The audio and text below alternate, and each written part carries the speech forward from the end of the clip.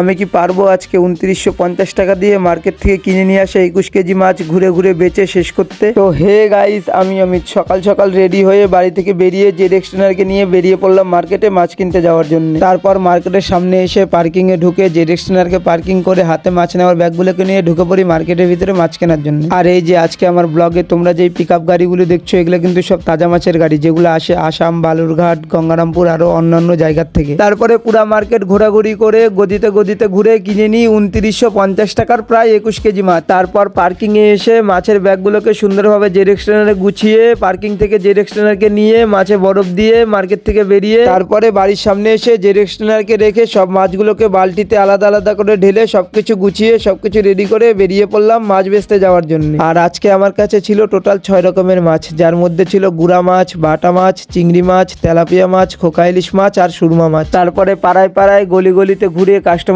ডেকে প্রায় অনেকগুলো মাছ শেষ হওয়ার পরে অল্প কিছু তেলাপিয়া মাছ আর খোকা ইলিশ মাছ থাকার কারণে একটা গাছতলায় বসে অনেকটা গরম থাকার জন্য একটু রেস্ট করে আমি আবারও বেরিয়ে যাই সেই মাছগুলোকে শেষ করার জন্য। তারপরে আরো কিছুক্ষণ ঘোরাঘুরি করে সেই মাছগুলোকে শেষ করে তারপরে আমি বেরিয়ে যাই বাড়ি যাওয়ার জন্য। বাকি আমার এই ব্লগটা যদি তোমাদের লাগে ভালো তাহলে লাইক, কমেন্ট, শেয়ার আর আমার ইউটিউব চ্যানেলটাকে সাবস্ক্রাইব করে ফেলো।